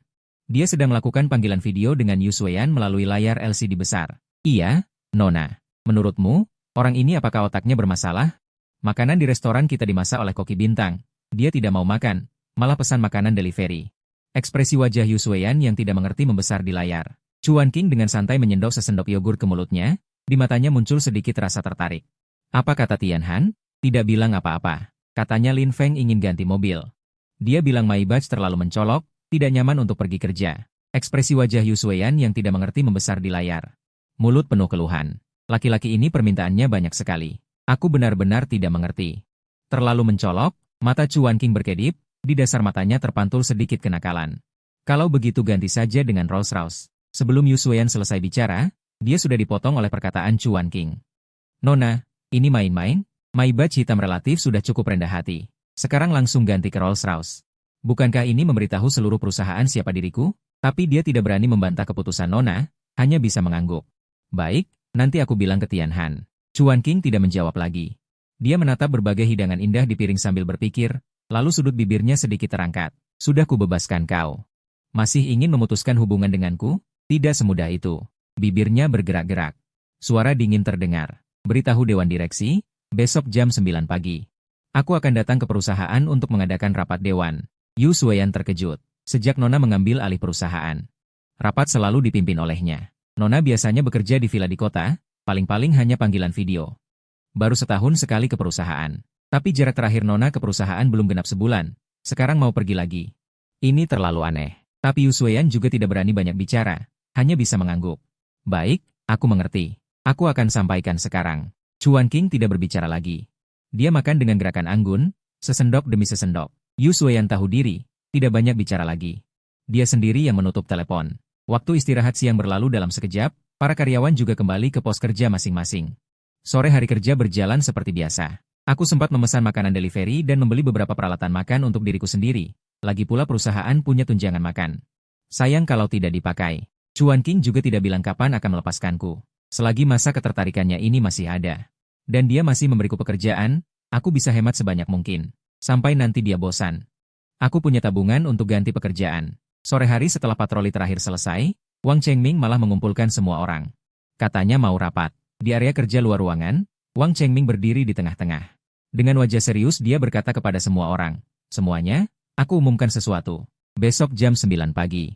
Nona Chu akan datang sendiri ke perusahaan untuk rapat. Yang bertanggung jawab atas CCTV, fokus 12 jam. Patroli diubah menjadi 1 jam sekali. Semua harus serius, paham? Para karyawan serempak menjawab, siap. Aku juga ikut berseru bersama yang lain, tapi dalam hati agak meremehkan. Biar saja Chuan Qing datang. Masa bikin acara sebesar ini? Seolah-olah dia belum pernah ke perusahaan. Belum selesai aku mengeluh dalam hati. Aku sudah dengar keluhan dari rekan kerja di samping. Wah, bukankah Presdir Chu baru datang setengah bulan yang lalu? Kenapa datang lagi? Siapa yang tahu? Begitu dia datang, kita bahkan tidak bisa bermalas-malasan. Halaman sebesar ini, 1 jam saja tidak cukup muter, malah ditambah ronde. Bro, omonganmu tidak tepat. Nona Chu belum punya pacar. Kalau dia tertarik padamu, apa kamu masih perlu kerja sialan ini? Kamu bicara enak. Siapa yang punya keberuntungan bisa ditaksir Nona Chu? Bahkan keluarganya pun tidak bisa dilewati. Hei, omonganmu salah. Orang harus punya mimpi. Makannya gratis kenapa? Aku suka makan gratis. Percakapan ini membuat mulutku berkedut. Benar-benar ditaksir Chuan Qing, sama saja jadi boneka, kehilangan jati diri. Setiap hari hidup menuruti pandangan orang lain. Apa gunanya hidup seperti itu? Aku terlalu tahu bagaimana rasanya bergantung pada orang lain. Perasaan sakit dan putus asa itu. Seumur hidup tidak ingin mengalaminya lagi. Aku mencibir. Langsung melewati kerumunan dan duduk di kursiku. Melihat reaksiku, Li Hao jarang-jarang mendekat. Kau besok ikut reguku saja. Aku akan minta ke ketua regu. Besok Nona Chu datang. Tidak boleh ada kesalahan. Tahu Li Hao bermaksud baik, aku tidak menolak. Baik, kita saling tambah kontak saja. Li Hao mengangguk. Sepanjang hari ini bersama, dia menemukan bahwa aku bukan orang yang banyak masalah, bicaraku juga sopan. Aku langsung mengeluarkan ponsel. Kau scan aku saja. Dengan bunyi notifikasi ponsel, kami berdua saling menambahkan kontak. Li Hao juga tidak ragu-ragu. Setelah berteman, dia dengan sangat ramah menepuk pundakku. Kalau ada kesulitan di pekerjaan nanti, tanya aku saja. Terima kasih, Bro Hao. Kami berdua saling berbasa-basi sebentar, lalu tiba waktu pulang kerja. Sesampainya di pintu, melihatku sendirian berdiri di gerbang utama, Li Hao dengan baik hati mengingatkan satu kalimat. 200 meter di sana ada papan halte bus. Perusahaan-perusahaan di sekitar sini semua naik bus di sana. Aku berterima kasih berkali-kali. Melihat Li Hao berbalik pergi, aku diam-diam menghela napas lega. Ternyata selain Wang Chengming, orang lain di perusahaan belum tahu soal aku diantar jemput. Saat ini para karyawan sudah hampir semua pulang. Aku sudah memperhatikan, orang-orang di dalam perusahaan pada dasarnya pulang jam 8 sampai setengah 9. Kami satpam harus setengah jam lebih lambat. Ini cukup baik. Liu Tianhan menjemputku tidak akan terlihat terlalu banyak orang. Menunggu 5 menit. Tepat jam 9, Liu Tianhan mengemudi muncul tepat di gerbang utama. Tapi saat kaca mobil diturunkan, aku langsung meledak. Kok kamu ganti mobil jadi Rolls-Royce? Sudah kubilang jangan terlalu mencolok, pakai Wuling Hongguang saja sudah cukup. Malah ganti yang lebih mencolok. Cepat naik, ini perintah Nona. Rolls-Royce Surrite. Mobil sport kelas dunia. Duduk dijamin bikin kamu puas banget. Liu Tianhan penuh kegembiraan. Sudut mulutku berkedut. Melihat beberapa orang di perusahaan sedang keluar, aku takut terlihat, cepat-cepat membuka pintu mobil dan naik. Meskipun mobil ini memang nyaman, tapi saat ini aku sudah marah sampai tidak ingin bicara. Aku benar-benar ingin membuka otak Chuan King. Lihat isinya apa. Urusan kecil kita itu. Harus diketahui semua orang, aku menahan keinginan untuk mengumpat, berkata pada Liu Tianhan. Besok kamu tunggu aku di basement parkir. Hah, kenapa? Jalan ini tidak dekat loh. Aku harus mundur keluar. Tunggu di pintu tidak cukup? Liu Tianhan bingung. Aku menggertakkan gigi bertanya, Nonamu tidak meminta di mana kamu menjemputku? Memang tidak dikatakan. Nona hanya bilang antar jemput kamu. Kalau begitu basement parkir. Suaraku yang tidak bisa ditolak terdengar. Hal itu membuat Liu Tianhan tanpa sadar melirik kaca spion. Melihat wajahku yang sangat marah di cermin, hatinya gemetar dan tidak berani lambat. Oke. Di samping papan halte bus, Li Hao dan yang lain sedang mengobrol di kursi khusus. Melihat mobil lewat, beberapa orang langsung bergosip. Hei, gila. Itu Rolls-Royce. Sial, edisi terbatas Global Urite. Astaga, Nona atau Tuan dari perusahaan mana? Mungkin ada kontrak besar. Bukankah Nona Chu datang besok ke perusahaan? Mungkin untuk urusan ini. Astaga, kapan aku punya rezeki naik mobil seperti ini? Bahkan duduk, jika bisa kusetir sebentar saja, seumur hidupku sudah berharga. Di dalam mobil yang melaju kencang, aku di kursi belakang melihat pemandangan Li Hao dan rekan kerja mengobrol. Ekspresi bebas mereka membuatku iri. Itu adalah kehidupan bebas yang kudambakan. Danau Yu Villa, baru masuk gerbang utama. Nona Wang menyambut dengan senyum. Tuan, selamat datang kembali. Apakah perlu disiapkan makan malam? Aku melambaikan tangan. Tidak melihat Chuan King. Sepertinya dia belum kembali. Aku lega. Perempuan gila tidak ada, itu yang terbaik. Aku langsung naik ke atas. Kembali ke kamar tidur, setelah cuci muka aku naik ke tempat tidur. Main HP sebentar lalu tertidur. Pagi hari berikutnya, aku langsung sarapan di bawah. Ini juga bisa menghemat uang. Jenis sarapan juga tidak sedikit. Hanya meja besar penuh dengan berbagai hidangan, tapi hanya aku seorang yang makan. Tidak bisa dihindari agak mewah. Melirik Nona Wang yang sibuk di samping, aku tidak tahan berkata. Nona Wang, makan bersama saja. Banyak begini aku tidak habis. Tak disangka Nona Wang seperti mendengar sesuatu yang mengerikan. Dia cepat-cepat melambaikan tangan. Tidak, tidak, tidak. Aturan Nona. Pembantu tidak boleh makan di meja. Lagi-lagi aturan sialan. Perempuan gila ini aturannya banyak. Aku tidak bicara lagi. Cepat melahap bak pao kuah terakhir lalu berdiri pergi. Tepat jam 9 sampai di perusahaan. Aku lalu ikut Li Hao berpatroli. Masuk perusahaan dari gerbang utama. Ini juga pertama kalinya aku masuk ke dalam grup Yihan. Mengikuti Li Hao memeriksa lantai demi lantai. Hanya saja saat tersisa lantai teratas, Li Hao tiba-tiba memegang perut dengan wajah penuh kesakitan berkata. Aduh, pagi ini sakit perut karena makanan. Aku belum sempat bereaksi. Tanganku sudah dikasih senter. Saudara, kamu duluan. Sekarang koridor atas tidak ada orang. Cukup mutar-mutar sebentar. Aku harus ke toilet. 2 hari di sini. Li Hao juga sudah banyak membantu. Aku tidak punya alasan menolak. Pintu lift tertutup. Aku sendirian pergi ke lantai atas. Seperti kata Li Hao, saat pintu lift terbuka. Koridor memang kosong. Hanya ada suara diskusi dari balik kaca buram di samping. Meskipun pertama kali ke sini. Aku juga tidak gugup. Saat selesai patroli dan bersiap naik lift pergi. Tapi melihat pintu ruang istirahat di samping ruang rapat terbuka. Orang yang sangat tidak ingin kutemui, Yu Sueyan. Saat ini dia memakai sepatu hak tinggi, tampil rapi dan cekatan di depanku. Wah, kelihatan gaya. Melirik sekilas, Yu Sueyan melipat tangannya dan berkata dengan nada sinis. Aku benar-benar tidak ingin ada orang yang melihat adegan ini. Aku berniat pura-pura tidak melihat dan langsung memutar, tetapi tak kusangka baru 2 langkah berjalan. Sudah dihadang oleh Yu Sueyan. Lari apa? Nona menyuruhmu masuk. Aku terdiam. Apa-apaan? Dia gila? Ini kantor, di sebelah ruang rapat. Yu Sueyan sedikit mengangkat dagu. Dia menurunkan tangan dan berjalan menuju ruang rapat, sambil berkata, cepat pergi, satpam besar. Jangan buat Nona menunggu terlalu lama. Melihat pintu ruang istirahat yang dekat, aku menggertakkan gigi geraham. Akhirnya aku memberanikan diri masuk. Baru 2 langkah ke dalam, aku mendengar suara yang familiar dan sangat dingin. Itu terdengar dari balik meja kantor. Tutup pintunya. Aku malah sangat ingin segera menutup pintu. Aku segera melakukannya. Detik berikutnya, kursi di belakang meja berputar. Chuan King mengenakan setelan putih salju, kaki panjangnya bersilang, Kaki bersepatu hak tinggi putih diletakkan di atas meja. Dia menatapku dengan senyum tipis. Penglihatanku memang bagus. Setelah berganti seragam satpam, menambah sedikit sensasi terlarang. Tubuhku yang sempurna dan tinggi terbungkus seragam formal yang rapi, sikap terkendali itu sangat lucu. Senyum Chuan King semakin lebar, matanya yang sipit menambah sedikit pengekangan. Aku merasa merinding di tatap matanya. Aku menggigit bibir, memilih langsung ke pokok masalah. Nona Chu, ada urusan apa dengan saya? Chuan King menyunggingkan bibir, sedikit mengangkat tangan, menjulurkan jari telunjuk panjang dan menggoyangkannya sedikit. Kemari. Aku menggenggam pentungan listrik, enggan melangkah. Katakan saja langsung apa urusannya. Aku masih harus patroli. Chuan King yang biasanya tidak pernah ditolak sedikit kesal, tetapi masih dengan sabar berkata kepadaku. Aku ingat peraturan perusahaan, tim patroli harus berpasangan minimal 2 orang, kan? Aku sedikit mengernyit. Menurut karakter Chuan King, jika dia mau menyusahkan, mungkin Li Hao bahkan bisa kehilangan pekerjaannya. Mengingat 2 hari ini Li Hao cukup baik padaku, dan dia juga teman pertamaku di sini, aku tidak ingin hal itu terjadi. Jadi aku menggertakkan gigi geraham dan bertanya, apa yang sebenarnya kamu inginkan? Tidak ada. Hanya menyuruhmu kemari. Sambil berkata, dia menurunkan kakinya, kaki kanan panjang disilangkan di atas kaki kiri. Chuan King menambahkan dengan nada main-main. Kenapa? Takut aku akan memakanmu? Tanpa sadar aku mengencangkan alat di tanganku, melangkah tanpa suara. Chuan King sedikit mengangkat dagu. Mengagumiku dari jarak yang begitu dekat, terlalu jauh, matanya sedikit berkilau. Dia menambahkan dengan sedikit tidak senang, ini sudah di depan mata, aku baru saja ingin bersuara. Mengangkat kepala, melihatnya bersandar malas di kursi, tatapan dingin dan cantik menatap lurus ke arahku. Tanpa sadar aku menarik napas dingin di dalam hati, buru-buru menundukkan kepala lagi, aku diam-diam berjalan mengelilingi meja kantor. Berdiri di sisinya, semakin dekat jaraknya, aroma dari tubuhku semakin menyebar pekat. Di dasar mata Chuan King melintas secercah haus darah, dia malas meregangkan tubuh, berkata dengan santai. Gendong aku ke ruang sebelah, aku merasa tali terakhir di otakku akan putus, apa kau tidak punya kaki sendiri? Belum selesai bicara, aku merasa dicubit, dia mengalihkan pembicaraan.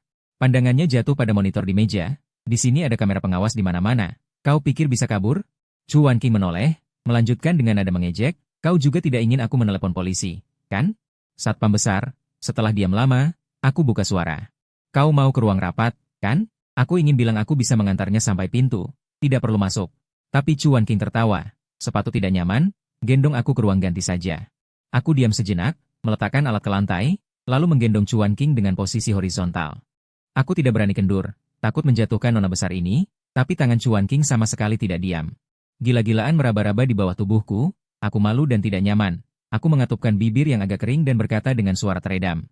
Nona Chu, begini aku tidak bisa berjalan, aku bicara jujur. Juga ingin memperingatkan nona besar ini, tapi tak disangka Chuan King menyindirku dengan sangat sinis. Kekuatan sekecil ini pun tidak punya.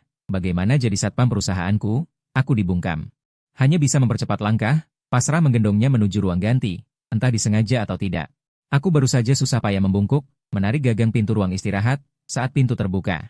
Aku merasakan ujung jarinya menekan lebih keras beberapa kali. Seperti nakal, aku tidak berani bicara. Takut dilihat orang lain, terpaksa menelan amarah, cepat-cepat masuk ke ruang ganti sebelah. Akhirnya menempatkan Chuan King di sofa ruang ganti. Aku lega, tugas sudah selesai. Aku juga tidak ingin berlama-lama, sebelum Chuan King bicara, aku buru-buru berkata.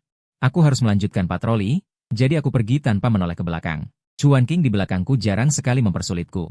Dia hanya menyipitkan matanya melihat punggungku yang pergi, lalu turun dari lift di lantai paling atas. Hatiku tidak bisa tenang untuk waktu yang lama. Aku buru-buru merapikan pakaianku. Saat pintu lift terbuka, aku akhirnya benar-benar lega. Li Hao sudah selesai di toilet dan menungguku.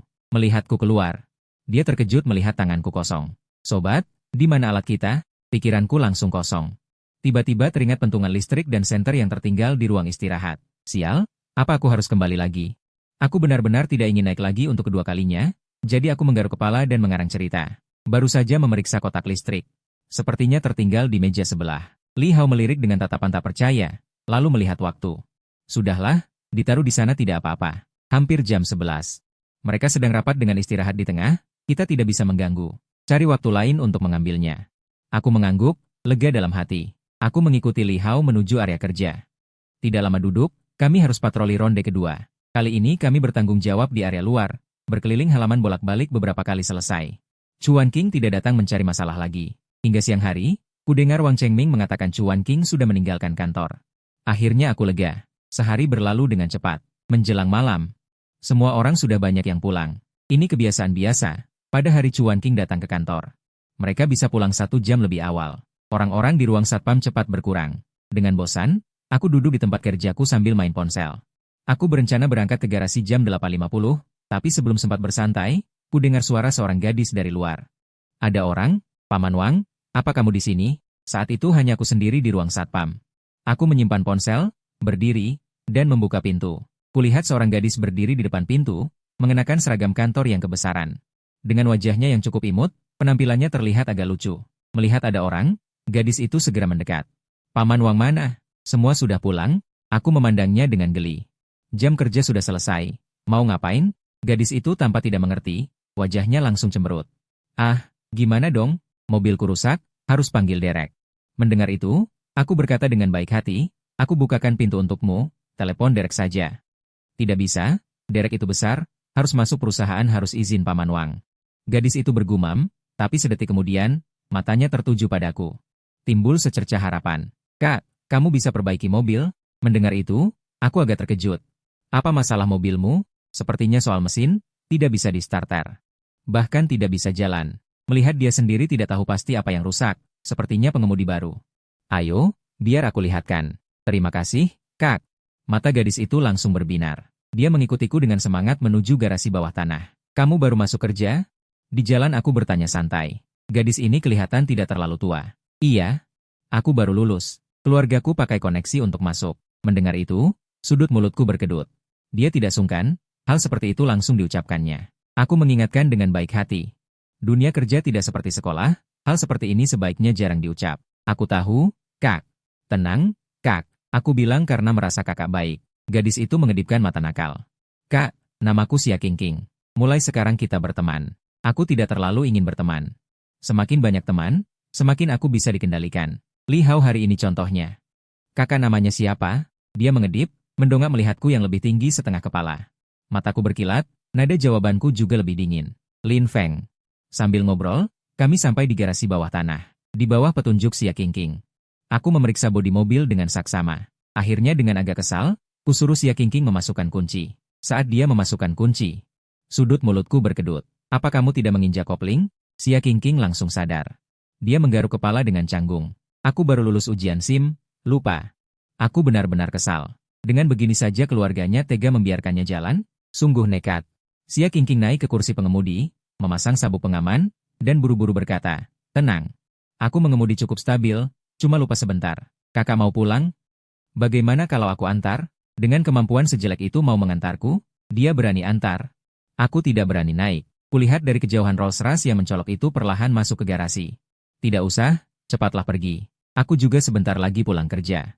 Melihat saya berkata begitu, Xia Qingqing tidak lagi mengundang, menutup pintu mobil dan pergi. Hari ini saya pulang kerja lebih awal, kamu bisa menelepon saya untuk menjemput lebih dulu. Begitu naik mobil, cerewet Liu Tianhan mulai. Saya sudah mulai terbiasa dengan banyak bicaranya, dan jarang ada kesempatan untuk mengobrol. Saya bersungut, saya tidak punya nomormu. Liu Tianhan mengerem mendadak. Ya ampun, aku lupa menambahkan kontakmu. Beberapa hari berturut-turut, saya bekerja seperti biasa, Cuan King tidak datang lagi ke kantor. Selama beberapa hari ini, saya sudah akrab dengan Li Hao dan Xia Qingqing. Maka saat makan, Xia Qingqing bertanya dengan penuh semangat. Kalian libur besok? Libur? Saya terkejut. Sejak datang ke sini, saya belum pernah menanyakan soal itu, kira-kira waktunya sudah dekat. Li Hao membuka ponsel dan melihat, hampir, saya sudah bekerja seminggu penuh. Bisa libur sehari. Xia Qingqing langsung senang, menatap saya dengan penuh harap. Bagaimana dengan Kakak Lin? Sebelum saya selesai bicara, Li Hao mendahului. Saya juga bisa libur, sudah cukup seminggu. Bagus sekali. Xia Qingqing langsung bersemangat, dengan mata berbinar. Kalau begitu besok kita pergi karaoke. Sudah lama di kota Jing, saya belum pernah jalan-jalan. Li Hao terkejut. Kamu tidak kuliah di kota Jing? Bukan, saya dari Universitas Keuangan Hai.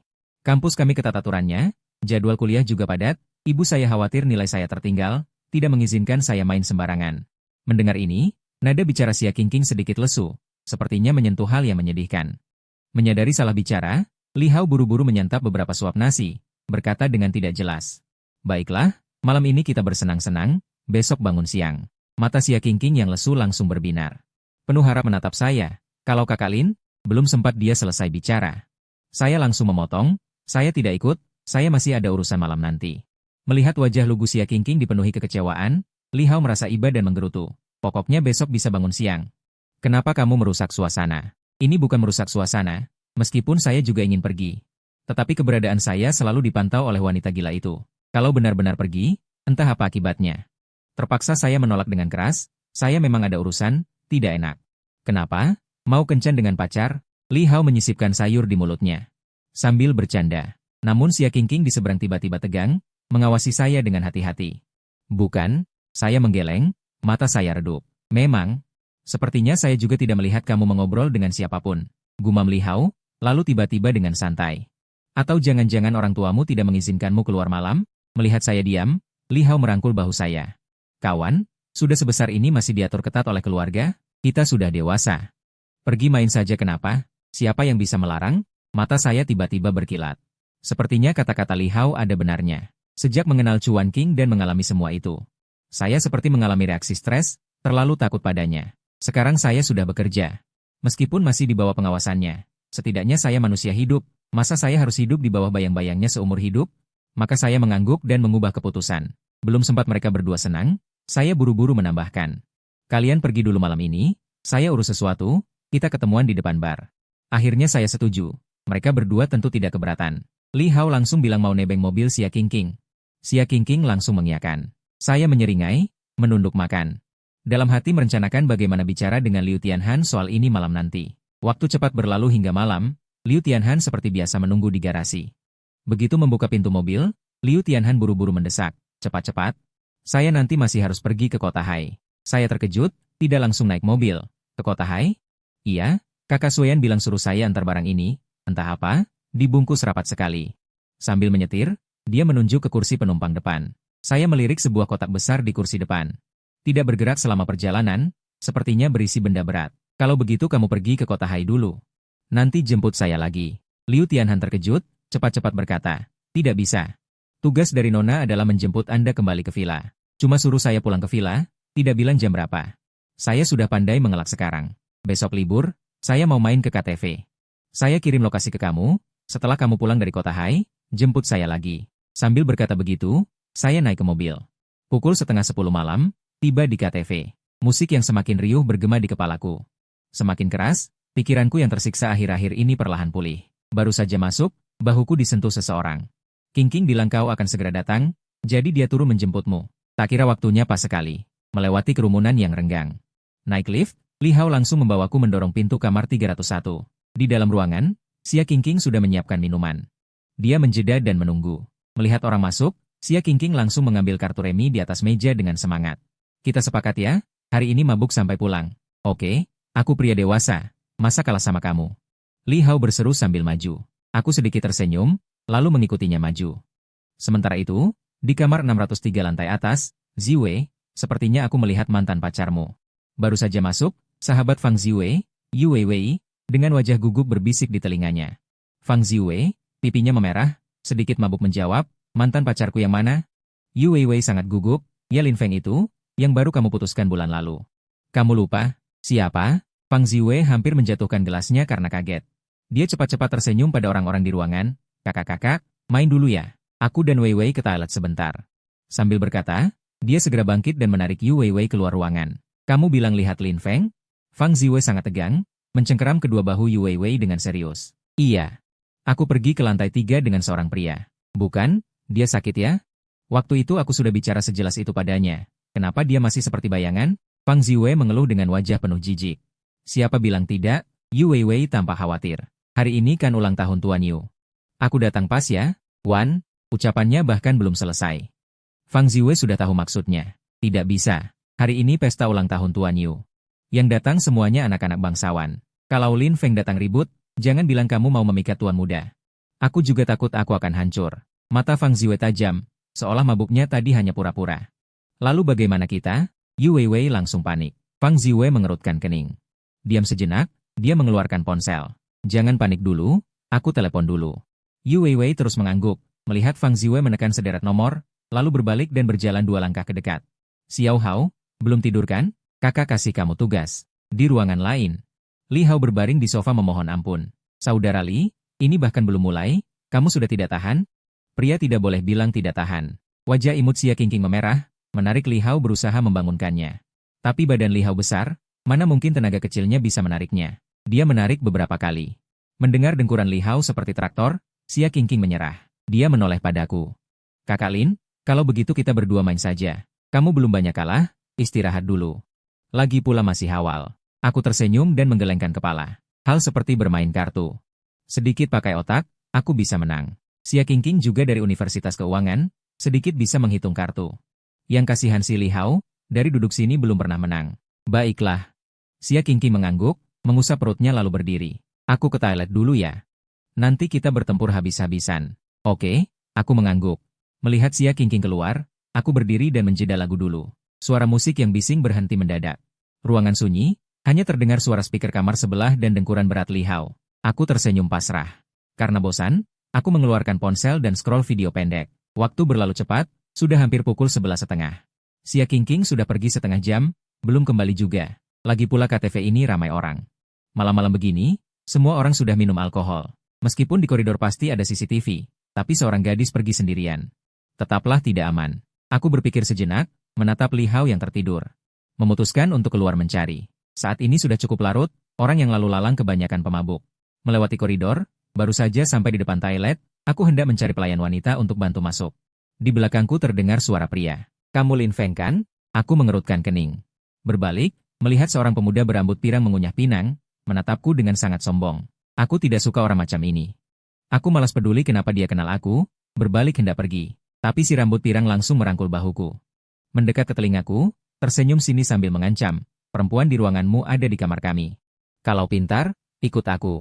Tunjukkan jalannya. Mataku redup, suaranya dingin. Si rambut pirang terkekeh, melontarkan, kau pintar. Lalu berbelok di sudut lantai 3. Si rambut kuning mendorong pintu kamar VIP 312, aku merasa punggungku didorong seseorang. Langkahku sedikit terhuyung masuk. Begitu masuk, aku langsung melihat Xia Qingqing terbaring di sofa. Sementara di sampingnya duduk dua pria. Salah satunya pernah kulihat. Dia adalah Fang Minghao, adik dari Fang Ziwei. Begitu melihatku, Fang Minghao dengan cengiran mengambil sebotol bir, menyeringai padaku, lama tidak bertemu ya. Mantan ipar, memang sudah kenal lama. Aku cukup tahu tentang Fang Minghao ini. Dia putus sekolah setelah SMA dan mulai berkeliaran di jalanan. Dulu waktu kecil banyak berbuat onar, cuma diperingatkan beberapa kali. Setelah dewasa, sifatnya semakin liar. Ditambah lagi Fang keluarga cuma punya satu anak laki-laki. Dimanja sampai tidak tahu aturan. Bahkan aku dulu memberinya sedikit uang karena permohonan Fang Ziwei. Setelah melihat kegilaan Chuan Qing. Orang macam ini di mataku hanya masalah kecil saja. Hatiku yang was-was sedikit tenang, aku memandang Fang Minghao dengan hina. Dengan sangat alami berjalan ke sofa dan duduk. Ada urusan apa denganku? Tanyaku datar. Tidak ada apa-apa, Fang Minghao mendekat dengan cengiran, sambil meletakkan bir di depanku. Bukan sudah lama tidak kumpul sama kamu, makanya aku mengajak kamu minum saja. Setelah itu aku menambahkan. Tenang saja, pacar kecilmu cuma pingsan, tidak apa-apa. Ayo kita minum. Kalau benar-benar mengundang, tidak mungkin pakai cara memukul dan mengancam Xia Qingqing, lalu menyuruh orang memberitahuku. Aku tahu betul isi perut busuk Fang Minghao ini. Waktuku sangat berharga. Tidak ada waktu buat buang-buang dengan orang macam ini. Langsung aku berkata, Fang Ziwei tidak bilang padamu kalau aku sudah putus dengannya? Dia bilang, jawab Fang Minghao, tapi bagaimanapun kamu pernah pacaran dengan kakakku. Anggap saja setengah iparku, apa salahnya kita minum bersama? Aku malas bicara banyak dengan orang ini. Aku mengaitkan lengan Xia Qingqing, meletakkannya di bahuku. Aku tidak ada waktu sekarang. Setelah berkata begitu, aku berniat menyeret Xia Qingqing pergi. Namun detik berikutnya, brak, suara keras terdengar di belakangku. Dua si rambut kuning itu juga menghalangi di depanku, menghalangi jalanku keluar. Fang Minghao memegang pisau kecil. Sambil tersenyum nakal menatapku, Lin Feng, aku sudah mengundangmu dengan baik, jangan main-main dan tidak tahu diri. Ancaman macam ini bagiku seperti kentut saja, selain jelek didengar, sama sekali tidak berguna. Aku menoleh sambil menyindir dingin, kenapa? Kamu mau main fisik? Melihat aku meremehkannya, Fang Minghao marah dan berteriak, No 2, nomor 3, serang. Hajar habis orang ini. Mendengar itu, aku meletakkan lengan Xia Qingqing, menggosok pergelangan tanganku. Melihat dua si rambut kuning itu berlari ke arahku, aku langsung banting mereka ke tanah dengan gerakan bahu, lalu tendangan melayang. Mencakar pinggang orang itu. Dua pukulan ini aku pakai tenaga penuh. Sial. Aku kan rutin fitness, masa ia tidak belajar bela diri? Dulu di rumah Chuan Qing. Tanganku selalu dibatasi, tidak ada kesempatan balas. Dua si rambut kuning langsung aku pukul jatuh. Lama tidak bisa bangun. Fang Minghao yang tadi masih sombong tertegun, panik dan berkata, bukannya kamu duduk di kantor setiap hari? Kok aku tidak tahu kamu bisa berkelahi? Aku malas bicara banyak. Berjalan ke depan Fang Minghao, langsung tempeleng. Plak, suara nyaring membuat Fang Minghao melihat bintang. Masih banyak yang tidak kamu tahu. Aku melempar kata itu, sambil menggosok telapak tanganku. Bersiap menggendong Xia Qingqing pergi. Sialan, berani kau tempeleng aku? Ayahku saja tidak berani memukulku. Fang Minghao berdarah di sudut mulut, amarahnya benar-benar terbakar, dia dengan gigi terkatup menerjangku. Aku mengelak, siku tanganku menghantam punggung Fang Minghao dengan keras, satu pukulan turun. Fang Minghao langsung terpental dan jatuh, tidak bisa bangun. Bibit sampah macam ini berani macam-macam denganku? Aku injak punggungnya, kaki mengerahkan tenaga. Peringatan dingin, kau sebaiknya jangan macam-macam lagi denganku. Kalau tidak setiap kali ketemu aku pukul. Hanya dengan beberapa gerakan itu, ditambah ancamanku yang penuh intimidasi, Fang Minghao langsung ketakutan. Dia memohon-mohon, Kakak Lin, aku salah, tidak akan berani lagi. Aku juga tidak menyangka anak ini akan cepat menyerah. Untuk sampah manusia seperti ini, beri sedikit pelajaran sudah cukup. Aku mengangkat kaki, mengait bahu Xia Qingqing, menggendongnya. Melihat aku hendak pergi, Fang Minghao panik. Segera menarik ujung celanaku, kakak baik, jangan keluar dulu. Anggap saja kasih mukaku, duduk sebentar lalu pergi. Boleh? Mendengar itu aku mengerutkan kening. Alasan ini cukup baru. Apa aku bersusah payah sebesar ini cuma untuk tinggal di kamar VIP ini? Iya, kakakku telepon aku, suruh aku menahanmu di sini pakai alasan apapun. Fang Minghao sakit seluruh badan, terbaring di lantai hampir menangis histeris. Mendengar itu amarahku agak mereda. Malah penasaran, kenapa dia ingin menahanku? Fang Minghao kali ini benar-benar ketakutan dipukul. Sambil menangis menjerit, kakakku ada di kamar VIP lantai atas merayakan ulang tahun Tuan Yu. Dia takut kamu datang dan cari masalah. Fang Minghao berkata, sambil mengeluh dalam hati, kalau bukan karena Tuan Muda Yu. Tuan kaya raya ini, mana mungkin aku baru saja tidur lalu langsung menyuruh orang datang ke sini. Aku langsung merasa tidak berkata-kata. Kebetulan sekali, hari ini aku libur dan keluar bermain, ternyata Fang Ziwei juga ada di sini. Dia pasti takut aku mengganggu waktu memancingnya. Melihat ujung celanaku ditarik kuat-kuat oleh Fang Minghao, aku menghela napas dengan wajah tanpa daya. Katakan pada kakakmu, aku hanya datang minum bersama rekan kerja, kebetulan saja. Karena kita sudah putus, aku tidak akan mencarinya lagi. Mendengar ini, mata Fang Minghao langsung berbinar. Sungguh, omong kosong, aku ini tidak ada kerjaan apa. Mau ku cari dia untuk apa? Aku menatap Fang Minghao bertanya, kapan kau lihat aku pernah cari masalah pada orang? Fang Minghao gemetaran seluruh tubuh, menggelengkan kepala berkali-kali, tidak ada. Kakak ipar baik hati, hanya aku yang suka melakukan hal seperti ini. Sudut bibirku bergerak. Aku membentak dengan tegas, jangan panggil aku kakak ipar, aku tidak ada hubungan dengan kakakmu. Setelah itu aku berkata dengan santai, kalau tidak ada urusan aku pergi. Mendengar itu Fang Minghao buru-buru mencoba berdiri. Namun punggungnya terasa perih, aku tidak bisa meluruskan pinggang untuk beberapa saat, lalu dia menyeringai padaku sambil meringis. Ayo, Kak Feng, aku antar kau keluar. Mungkin dia masih takut aku akan mencari Fang Ziwei. Aku juga malas bicara banyak, di ruang VIP-ku masih ada satu orang yang mabuk. Sambil menggendong Xia Qingqing, aku langsung berkata, ayo, kau pergi ke ruang VIP untuk membantu menggendong rekan kerjaku yang lain. Punggung Fang Minghao sudah hampir tidak bisa tegak. Mendengar kata-kata itu, wajahnya langsung pucat, tapi dia tidak berani macam-macam lagi. Takut dipukul lagi. Dia hanya bisa memanggil anak buahnya, 3 orang yang babak belur bergotong royong mengangkat Ji Hao keluar. Selama itu, banyak orang menoleh. Tapi di tempat KTV seperti ini, semua orang sudah biasa. Apalagi 2 anak buah Fang Minghao berambut pirang. Tidak ada yang berani ikut campur. Bahkan pelayan di pintu melihat kami datang, segera membukakan pintu lebar-lebar. Kak, kau mau kemana? Atau aku antar kalian? Fang Minghao mengedip, mengikuti erat di belakangku.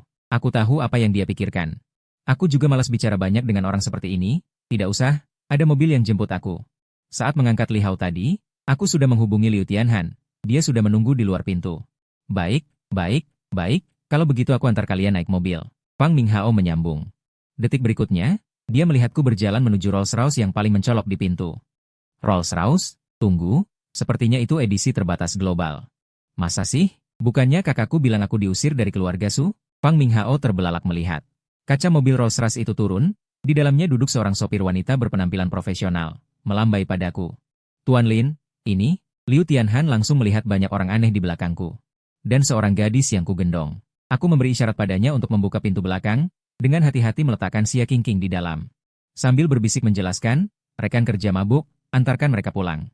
Mata Liu Tianhan berkilau, tidak banyak bicara, baiklah. Lagi pula hari ini aku membuatnya menghemat banyak perjalanan, tidak apa-apa membantu. Apalagi Nona sudah berpesan. Tidak membatasi pergerakanku. 2 anak buah berambut pirang itu belum pernah melihat mobil semewah itu, Seragam profesional sopir wanita itu membuat mereka gugup. Mereka mengangkat Li Hao, berdiri di samping mobil tidak berani bergerak. Melihat itu aku mengomel. Bengong aja, cepat. Dua anak buah berambut pirang itu baru sadar. Buru-buru mengangkat Li Hao ke dalam mobil. Sudah, sampai sini kau tidak perlu ikut lagi. Kembali minum saja. Melirik Fang Minghao yang sedikit kaku, aku membuka pintu kursi penumpang depan dan langsung naik. Mobil mulai berjalan, dengan suara mesin yang kencang, Fang Minghao benar-benar terkagum. Astaga, Rolls-Royce, dengan sopir yang profesional, dia dipanggil Tuan Lin Feng. Bukannya dia diusir dari keluarga Su? Fang Minghao mengingat beberapa kali pertemuannya denganku, bahkan saat di keluarga Su dulu. Dia belum pernah melihat mobil semewah itu di rumah kami. Di kota Jing ini mobil mewah biasa saja, tapi mobil sport edisi terbatas.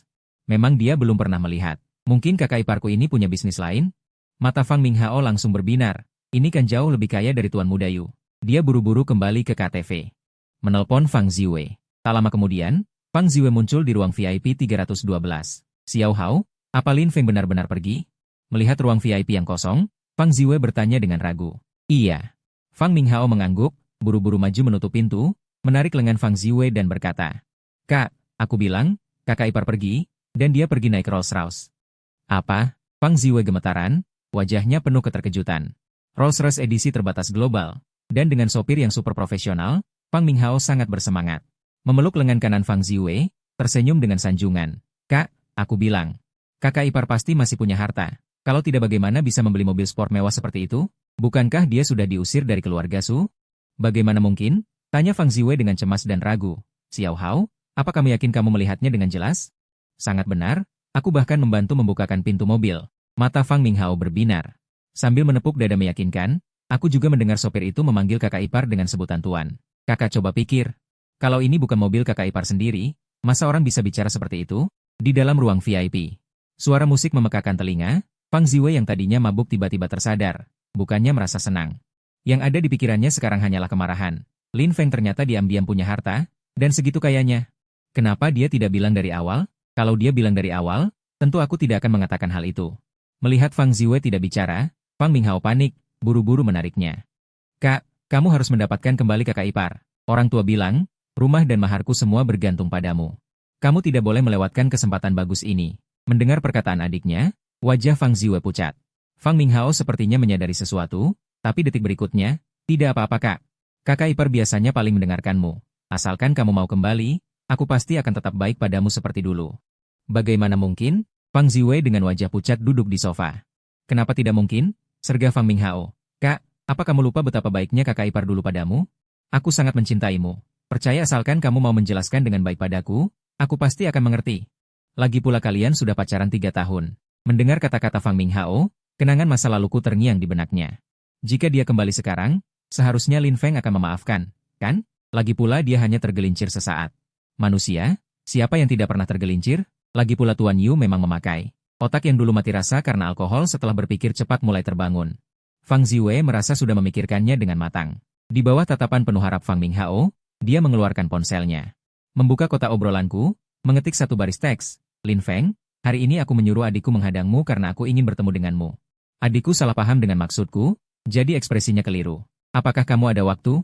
Kita bertemu akhir-akhir ini saja. Dia baru saja ingin menekan tombol kirim, tapi merasa kalimat ini kurang sesuatu. Dia berpikir sejenak, lalu menambahkan satu kalimat di akhir. Sebenarnya setelah aku mengatakan kata-kata itu padamu saat itu, aku sudah menyesal. Masalahnya tidak seperti yang kamu kira. Lin Feng, aku merindukanmu. Ibu jari Fang Ziwei melayang di atas tombol kirim. Gugup hingga seluruh tubuhnya gemetar, tapi memikirkan bahwa besok dia mungkin akan duduk. Di atas Rolls-Royce edisi terbatas itu, Fang Ziwei tiba-tiba bersemangat lagi. Dia mengumpulkan keberanian untuk menekan kirim. Pesan gagal terkirim, penerima belum menambahkan Anda sebagai teman.